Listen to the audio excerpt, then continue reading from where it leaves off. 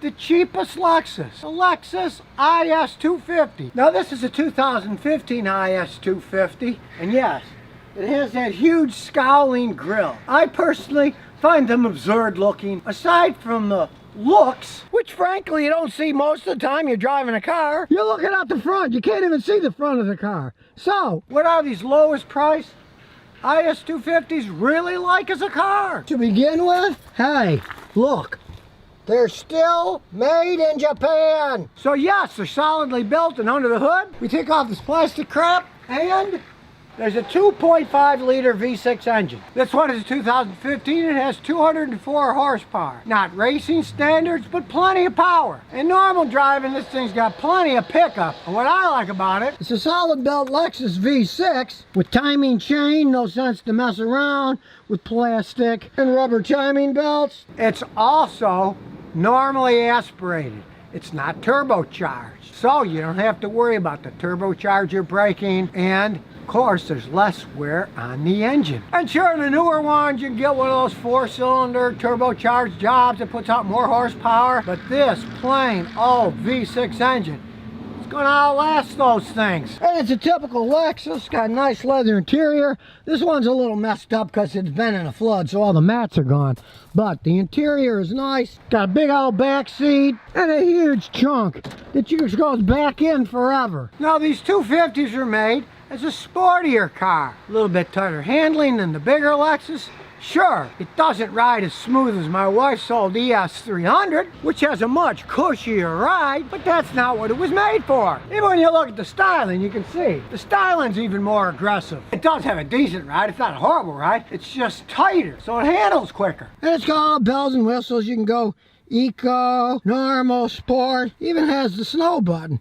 So if you're in the snow, it'll stay in a certain gear longer so it won't slip when you're taking off in the snow. The electronically controlled transmission, you can do paddle shifting if you want, down and up. But of course most you want to know, hey, do they hold up? Well, yes, they do hold up. They're well-made Lexus vehicles. It's not like they're cheaper made. They're just the lowest price one that you can buy. And in that respect, hey, for me, cheap Scotty, they're still too expensive new. So if I bought one, I'd do just like my wife's ES 300 that I bought. I would buy one of these used in a heartbeat if it was taken care of. As far as I'm concerned, it's a further refinement of Lexus' original idea, where they sent some Japanese dudes to California, where they studied Americans and saw what kind of a luxury car do Americans want. Well, they realized that, yeah, big V8 one, ride smooth, huh? But now, they got sporty ones with 6-cylinder engines. If you're only going to be cruising around 75, 85, here in Texas, there's roads that have speed limits of 85, car's going to have no problem at all. But if you're on a pinch and you got to get out of the way, step on the gas, it takes off really quickly. And as I said, it does it with a normal engine. It doesn't have to use the trickery of gasoline direct injection. It's just a normal fuel-injected V6. And what's really cool about it is, it's rear-wheel drive, a classic driver's car. Go under here, there's the rear end, axles go to the back wheels. It's a serious driver's car. Man, now they're making even fancier ones. They got V8 engines in them, they're absolute screamers. Even with this V6, this thing's plenty quick enough, and it's a joy to drive. But with none of the headaches of an advanced V8 engine, where everything's hard to work on. This baby, everything's out in the open. It's easy to work on, and of course it's got the modern conveniences. Down here you can see there's the electric motor. It's got electronic power assist that allows you to drive it either conservatively or in sport mode. So it's like having more than one car. If you're rather conservative driving around, you want to get serious, push the sport mode, you can have a much tighter steering experience. The push of a button. But being a typical Lexus, they're well built. They rarely break down. So you don't have to worry about that system breaking down like you do with a lot of other manufacturers. You can see this one's been wrecked. That's just primer paints. And they cut and bolted it on. You can see it's been sprayed over after it's been fixed, but this one took the wreck. Drives like a dream still. They're solid enough. You can crumple the front end, rebuild them, and they still work great. Don't try that. Well, say a GM vehicle, I had a customer with an Impel have a wreck like that. The insurance company fixed it. The car was never the same. It didn't handle right. It rattled. It had leaks. These things, they get in wrecks. You can actually fix them and put them back on the road. Toyota Venza. They stopped making them? They started making them? Are they good cars? Why'd they stop making them? Why'd they start making them again? Well, a lot of that had to do with marketing. This is a 2015 Venza. Guy just bought a few weeks ago. Are they worth buying? Are they not worth buying? Americans call them mid-size SUVs, right? I mean, it's a lot bigger than my wife's Matrix, got a lot more room inside it, but to Americans, it's mid-size. And if you know anything about cars, basically, they're on a Toyota Camry chassis, engine, transmission, so they're reliable as can be. Look under the hood. 2.7 liter, variable valve timing, with port injection, normal injection, a simpler car, a timing chain. Now you'll notice, you see corrosion on this. Well, it's superficial corrosion because it's living in Indiana, but it came from Chicago. As we look under the car, solid metal, no rust, and look at the exhaust system. It's still real shiny because Toyota knows how to make metal on exhaust systems. My 94 Celica still has the original exhaust system on it. Yes, it's still the original exhaust system. That's how well they make them. It's got 101,000 miles. He paid $14,000 for it. But in November, they were asking $18,000 something for it. They said they stopped making Venzas and they started making them again. In some people's minds, they think, well, there's something wrong with the Venzas, right? There's nothing wrong with these cars. A car like this, which I haven't found anything wrong with yet. Scan tool showed the only problem was a startability concern, and that's because you can see it's got a brand new battery. This car sat on a lot on purchase for 3 months. The battery's going to go flat. When they go flat, you try to start the car. The computer remembers that. So it trips a code for startability concern. And this shows you that the car lots are not the greatest mechanics. Some don't even have mechanics. In that when they replaced the battery, they should have gotten a machine like mine, my Autel, plugged it in and erase all the codes, because that code will stay in until somebody erases it. And in the case of this one, I've erased it. And I've already taken it for a road test, so they didn't come back. It was just because the battery was old and it sat for months. They replaced it. So if you're looking at a used car, you put in a scan tool, it's got a code for startability concern, but it starts perfectly fine. That just means the dodo heads didn't reset it when they replaced the battery. Cars have more memory than they used to. They remember that stuff. So you can always take advantage of that. If you're looking at one, as you plug it in, it's a startability concern. Show it to them. Look, it's got this code. There's a problem with start. I don't know if I want to buy this car. And try to get them to get the price down. My grandfather was a big horse trader mechanic, and he'd do stuff like that all the time. He'd see a car. He didn't care what color it was if he was buying it, but he looked and said, I hate that color. I don't even know if I want to buy this car. He didn't really even care, but use things like that as motivation to try to get the price down. Now, as we go inside, we'll see one of the reasons the guy bought this car, and it's the transmission. It is a 6-speed electronically controlled automatic transmission. This isn't one of those CVT crappers. Really crisp shifts, and still it gets 27 miles a gallon. For an SUV, that's pretty good gas mileage. I know a lot of guys, you gotta buy the V6. No, you don't. You're gonna see soon this 4-cylinder engine has plenty enough horsepower, and it's simpler.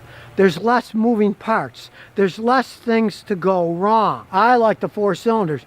You don't need a big V6. Now, okay, maybe if you're the type of guy that you're going to use this, you're going to put a trailer hitch on it, and you're going to tow your boat and stuff like that, yeah, then you'll probably be better off with a V6 engine. But this guy bought this as his retirement car. He's going to retire in a couple of years, and as you can see, he doesn't even have a trailer hitch hooked up to it. He doesn't care about that. Neither does he care about all-wheel drive. Now, the new ones, they're hybrid, all-wheel drive. You don't have any choice. That's the only way they're making them. And you're going to pay extra money for something that you may not want to pay for, that you feel like you don't need. A lot of guys, I don't really want all-wheel drive.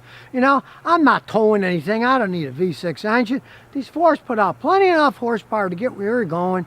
They hold up. This one doesn't burn any oil. It gets 27 miles a gallon on the highway now. They're basically a Toyota Camry platform with an SUV stuck on it. And everybody knows how reliable the Camrys are. Like I said, all you guys up north know, within a few years, all the aluminum starts to corrode. That's just the way that it goes. Aluminum is going to corrode. It will cause all this corrosion and stuff. It's just superficial. It doesn't mean anything. So let's get inside. Start her up. Starts right up. Now the backup camera's kind of small and nondescript. Most Toyotas don't have the greatest backup cameras. You can see things, but it's nothing great, really. Now you're nice and high-ish up in the air, not too high, but it's easy to climb into. And like I say, look, it's just a little bitty 4-cylinder engine, but it can get up and go if you really want to. I mean, look, here we are. We're at a starting stop, and it spins the tires. You can see the traction control slipping and coming on and off, but it's got plenty enough power to get you where you're going. Cruise all day at 80, 90 miles an hour, whatever the speed limit is, or a little above. It's not going to hurt anything. It's a Toyota Camry, just in the disguise of an SUV. It's relatively quiet inside, and even though it's an SUV, it's got decent handling characteristics because, after all, it's a Toyota Camry chassis that it's based upon. It's a nice interior, full carbon fiber, black and chrome. A lot of room in the back seat. Now, this isn't a 3-row, it's a 2-row. Do you really need 3 rows all the time? This guy's retiring. Him and his wife are going to be riding around this thing all the time. Hey, you can still put 3 people in the back seat and carry 5 people. You don't always need 3 rows. Now, if you need 3 rows, then you're going to have to go upscale. And if you're going Toyota upscale, or Lexus, or Acura, you're going to be paying upscale dollars too. You're not going to find one of those things for $14,000 in the shape that this thing is in. Transmission shifts like a dream, even though it's got 101,000 miles on it. Now, I know a lot of people are going to say, hey, it's a boring SUV. Well, it's a Toyota Camry SUV, and if you think that's boring, well, it's boring to have something that gets good gas mileage, doesn't burn oil, doesn't break down, still looks nice after years, doesn't have any problems, and still is a pretty zippy vehicle. Now, one of the main reasons this guy bought this car is because he wanted simplicity. He didn't want to buy a newer one that had a hybrid system, all kinds of complex electronics that this one doesn't have. Hey, I gotta say, it still has a real parking brake. You step on it, right? No electronic parking brake here, just a real one. Pops back up, mechanical, it'll last forever. It's a later model Toyota, so it still has traction control. You can turn it on or off. And check it out, it's got a big glove box. You can actually put stuff in, a whole bunch of stuff, not some tiny little useless thing. For cheapskates like me, these fabric seats can last a long time. Look, these aren't worn at all. And the edge isn't worn out. Lots of room in the back seat. Got its own heating and air conditioning too. They're great vehicles. They just, for some bizarre reason, stopped making them and started making them again. And you can take advantage of that, because if people think, oh, they stopped making those for a while, people will shy away. Oh, those aren't very well-made vehicles, right? This thing sat for 3 months. As you can see, there's nothing wrong with it. It sat for 3 months because they were asking too much money for it. We live in a capitalist society. If people ask too much money for something, guess what? It's going to sit there and people aren't going to buy it, so it went from 18 down to 14. Patience is a virtue when it comes to stuff like that. You got to understand, there's all kinds of people out there that have all kinds of deals going on. The prices you see in these magazines like Edmunds that give you the value of the car is a load of horse manure. They just make up figures. Last time I read, those figures are based on what used car dealers say they sold their cars for. No proof of here's the invoice or that. Just what they say they did. Some of those are so overly inflated, make your head spin. Guess what? If everybody pays that price, they'll keep asking that and more. So hold your position. This thing sat for 3 months. It was overpriced. Too bad. There's nothing wrong with the car. It wasn't sat there because it was a clunker. There's nothing wrong with it at all. It had the stupid code for startability problem because the battery was old and they had to replace it. Now, the interesting part about this particular car to me is that the guy works for Honda, building Hondas, but he bought a Toyota. Now that's sad. He was also looking at some Honda CRVs and stuff, but he couldn't find any. See, here's the thing. The Honda CRVs, they've been making them so long, they got such a good reputation that they will go for a higher price because, oh, they're great. They made them all these years, no problems, right? And it's the same thing with Toyota Camrys. They generally sell pretty fast because they've sold millions and millions of them over all these decades, right? But these, they stopped making them for a while, and it gives people a weird taste in their mouth. Sure, this doesn't have all the bells and whistles. All-wheel drive and no sunroof. Whoa, gee, I'm not going to buy a car because it doesn't have a sunroof, right? Do you need all-wheel drive? Most people don't. Is he going to be pulling anything? No. A 4-cylinder engine is fine. So if you can find a diamond in the rough like this thing, hey, by all means, you can get them to come down in price, buy it. because there's absolutely nothing wrong with this car other than an image that people wrongfully have gotten because they stopped making them, and now they're making them again. But like I said, they're only all-wheel drive, they're only hybrids, and a lot of people, they're kind of iffy on buying something as complex as a hybrid. He bought this thing because it's a simpler car.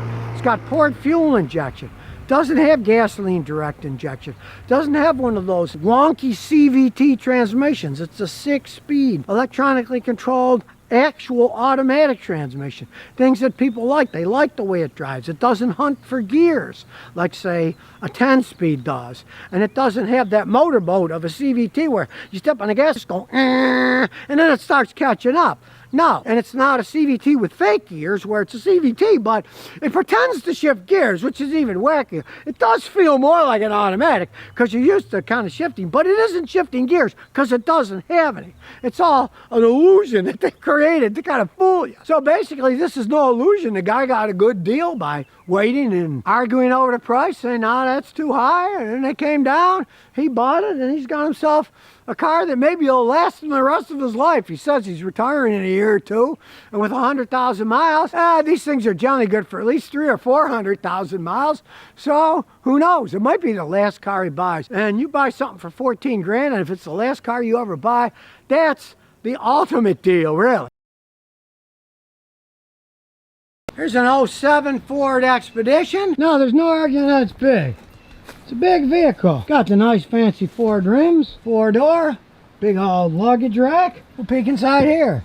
Baby's got a lot of room. Got 3 rows of seats if you want. This one's set up with them down, and if you roll the middle ones back, you got all kinds of space for hauling stuff. This baby can tow 9,200 pounds. It can tow a lot. Check under the hood. Under the hood, it's got a big old V8 engine, plenty of power. Engine puts out 300 horsepower. And it's made it to a very reliable 6-speed automatic transmission. Now, generally, the automatic transmissions are the first thing to go, but most of my customers get between 150 and 200,000 miles out of the original transmission. If they drive them hard, then I just tell them, put a Ford factory rebuilt transmission in, and it'll probably last just as long the second time. Now, it is a big old vehicle. It gets 12 in the city and 18 on the highway. They're gas hogs. There's no arguing that. It's a big, heavy vehicle. They're not going to get great gas mileage. That's not what you buy an Expedition for. You buy it for size. And at least in this case, pretty good reliability. Let's check out the odometer. It's got 156,959.4 miles on it. And as you can see, he's been driving it very conservatively. He's getting 19.5 miles per gallon, which is about the best I've ever seen in one of these. And like I said, it's a very reliable 6-speed automatic transmission with an overdrive. Seats are comfortable. Hey, you know, they're 14 years old. They're still in decent shape. And as we go out and check the back seat, plenty of room in the back seat. And you can see it's got AC controls for the back too. Vents in the roof, in the back. It's a well air-conditioned vehicle. This one's even got the fancy DVD player and everything built into it. Showing its age these days, who watches DVDs, but if you got some old ones, stick them in and let the kids watch them. And this particular one is rear-wheel drive only. Makes more sense. If you don't need all-wheel drive, don't add it to a vehicle like this. More things to break, more weight, worse gas mileage, you pay more for them in the beginning when you buy them. This is plenty capable with rear-wheel drive. As you can see back here, got a big old rear end. Heavy duty, independent suspension. Threw the spare tire back here so you got more space in the vehicle. Smart move. And a nice solid frame. Of course, they don't rust here in Texas unless you live by the ocean. So even though the thing is old, whistle clean. Now, originally this was a $38,000 car. Customer just bought it for $7 grand. Now, you might think that's a lot of money for a used vehicle, but when you consider originally $31,000 more, $7 grand really isn't all that bad. We'll close the hood and see how it rides. Start it up.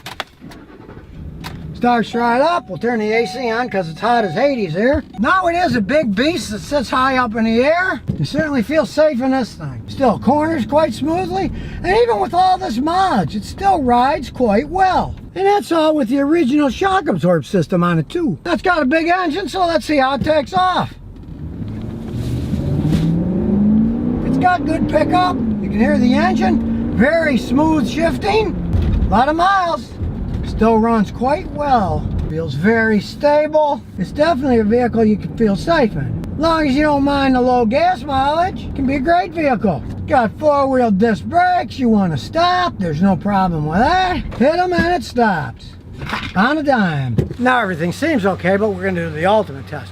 We're going to plug in my big scan tool, see how it's doing electronically, and all the electronic mechanical parts. Get a lot of information out of this. We'll just plug in the business end here, stick it on forward. Now we got all the information, yes. And now once it pops up, we'll do the diagnosis. We'll auto scan, not scanning everything. Look to the data, almost everything passes. It's got a problem with the rear entertainment module, but I mean really, who cares about that? Everybody's got their own phones and stuff anyways. That's an antique dinosaur thing. All the electronic stuff you care about is fine. Pretty amazing when you think of all the complex electronics on this vehicle. The only little problem is with the rear entertainment module. If this had been a BMW or a Mercedes of the same age, it'd probably have 26 or 47 different codes popping up. Now we're gonna look at live data and get a whole bunch of information. There's all kinds of information. I'm gonna start scanning through it. Everything so far is totally normal. There's a lot of information here. It may not mean much to you, but it means a lot to me. These are also color coded. If there's a problem, it won't be black. It'll be orange or red. They're all black, and they're all, so far, in good shape for a car that's got almost 157,000 miles on it. No oranges, no reds, everything's black. You can see in a modern car, there's an awful lot of information that we mechanics can check out. You can't hide from this if somebody's buying a used vehicle. And as we look, the long-term fuel trim on each side, it's subtracting 3% on one and almost 3% on the other. Pretty normal when you're talking about a car this old. It's subtracting a little bit of fuel. You could probably run some fuel injector cleaner through it to make it a little more perfect, but that's not bad for a car with this many miles on it. You can see, look how short term, it's even less. It's only subtracting a tiny bit and sometimes adding a little. It's still in excellent shape for its mileage. Now, it was easy for my customer to tell that it was external and the inside upholstery was in excellent shape, but now we know the internals are in really good shape too. And paying $7,000 instead of $38,000 sounds like a deal to me. It runs like a dream, shifts like a dream, brakes like a dream, has freezing cold air conditioning. As long as you don't mind lower gas mileage, it's a very good used vehicle to buy. As long as you have a guy like Scotty checking it out to make sure it doesn't have any problems. Can't trust anybody selling used vehicles, but as this one shows, there are still some good ones out there used at a good price. And as the true saying often goes, they don't make them like they used to. This is older, as far as I'm concerned. They made them better back then too. This doesn't have gasoline direct injection. This doesn't have turbochargers. This doesn't have fancy 10-speed automatic transmission. This has tried and true technology, and in this case, it's holding up quite well. So if you never want to miss another one of my new car repair videos, remember to ring that bell.